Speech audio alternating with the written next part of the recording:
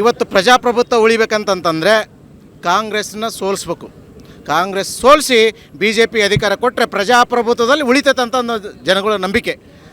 ಕಾನೂನುಬದ್ಧವಾಗಿ ನ್ಯಾಯಬದ್ಧವಾಗಿ ದಬ್ಬಾಳಿಕೆ ಅವೆಲ್ಲವೂ ಬಿಟ್ಟು ಕಾಂಗ್ರೆಸ್ನ ಸೋಲಿಸ್ಬೇಕನ್ನೋದೇ ಎಲ್ಲರ ಒಕ್ಕಲರ ಇವತ್ತಿನ ಜನ ಸಾಗರವೇ ಸಾಕ್ಷಿಯಾಗಿದೆ. ಯಾಕಂತಂದರೆ ಇದು ಹಿಂದೆ ಹೇಳ್ತಾಯಿದ್ರು, ಅಪ್ಪ ಹಾಕಿದ್ರು ಆಲ್ಮರಕ್ಕೆ ನೇಣು ಹಾಕ್ಯಬೇಕು ಅಂತ ನಾನು ಗಾದೆ ಮಾತಿತ್ತು. ಆ ಗಾದೆ ಮಾತು ಇಲ್ಲ, ನಡೆಯಲ್ಲ. ಈಗ ಈ ಎಲ್ಲರೂ ಯುವಕರು ಭಾಳ ಚಾತುರ್ಯದಾಗಿದ್ದಾರೆ.